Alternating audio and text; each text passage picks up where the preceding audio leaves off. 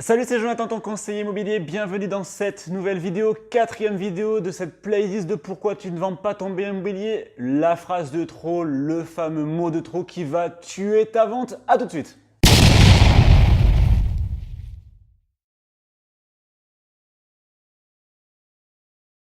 Avant de démarrer, comme d'habitude, tu vas trouver un petit lien dans la description de la vidéo. Que tu sois vendeur ou acheteur, tu cliques dessus, tu vas pouvoir télécharger une multitude de documents totalement gratuits. Tu vas trouver la chronologie globale d'une transaction immobilière, tu vas trouver des fiches visites, également la liste des documents qu'il faut pour vendre. Tout ça, c'est des documents que j'ai conçus rien que pour toi.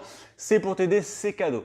On attaque avec le quatrième thème de cette playlist. Pourquoi tu ne vends pas ton bien immobilier? On a déjà vu le prix, on a vu l'annonce, enfin la rédaction d'annonce, les erreurs du moins, et également le mensonge, ceux qui vont mentir délibérément à leurs acheteurs sur des choses graves. Et aujourd'hui, on parle de la fameuse phrase de trop qui va tuer ta vente.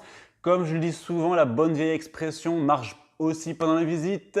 La parole est d'argent, le silence est d'or. Pourquoi? Parce qu'il faut que tu comprennes qu'une transaction immobilière est particulièrement complexe. Dans la tête des acheteurs, il va se mélanger beaucoup de sentiments et d'émotions vu l'investissement qui peut aller à plusieurs centaines de milliers d'euros. Du coup, il y a beaucoup d'anxiété et tout ce que tu vas pouvoir dire à ton acheteur pendant les visites va être analysé et passé au peigne fin. La grande question classique que va te poser l'acheteur, c'est pourquoi, monsieur le vendeur, vous vendez? Si tu commences à parler de la route qui est passante, du chien de la voisine qui fait caboyer, autant te dire que ça va renvoyer une image finalement plutôt voilà, de méfiance à ton acheteur, parce que l'acheteur, évidemment, vu l'investissement que représente l'achat des biens, est particulièrement méfiant. Du coup, c'est un raccourci pour le fait qu'il n'achète pas.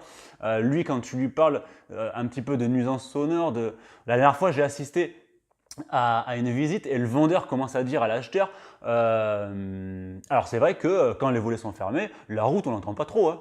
Voilà, alors là autant te dire que l'acheteur il n'a pas acheté parce que lui il dit les volets sont fermés, on entend un petit peu de la route. Alors qu'est-ce que ça va être quand je vais être sur le jardin? Nuisance sonore égale j'achète pas. Lui l'acheteur il va à l'essentiel. Genre je dis pas que tu es de mauvaise foi parce que très souvent le vendeur va pêcher un peu par orgueil ou par justement parce qu'il veut être trop honnête. Alors je ne suis pas en train de te dire non plus qu'il faut mentir sur des choses graves, ça a fait l'objet de la dernière vidéo, mais il y a quand même des erreurs à parfaire.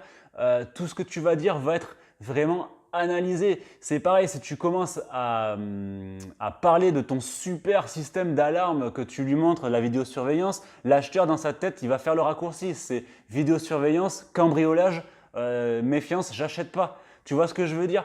Voilà, vous n'avez pas la même vision des choses. Quand tu vas dire quelque chose de bonne foi, très souvent, ça va être interprété d'une certaine façon par l'acheteur et lui va comprendre un autre message. C'est normal vu tous les sentiments qui se mélangent. Alors comment je te conseille de réagir en visite? Comment je te conseille de te comporter avec ton acheteur? Je te conseille tout simplement de te faire le plus discret possible. Tout simplement, en fait, il faut que tu aides ton acheteur à se projeter. Et évidemment, dans une visite, en fait, tu en dis le moins possible. Tu laisses l'acheteur se projeter et tu le laisses se faire sa propre opinion. Bien sûr, s'il a besoin de toi, s'il a un besoin, il a des questions, tu vas y répondre le plus honnêtement possible, mais sans trop t'éterniser, tu vois, sur le chien de la voisine qui fait que gueuler, la route qui est passante, les éventuelles nuisances, tu vas lui répondre évidemment, mais que s'il te demande, tu ne t'attardes pas dessus.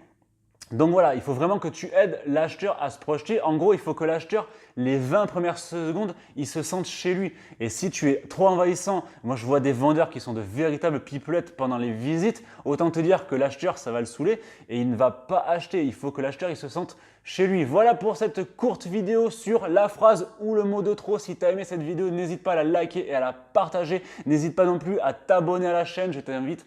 Voilà, tu vas trouver plein de documents gratuits. Tu vas trouver également plein de vidéos qui vont vraiment t'aider pour tes transactions immobilières totalement gratuites. Je te dis à très bientôt. Ciao, ciao.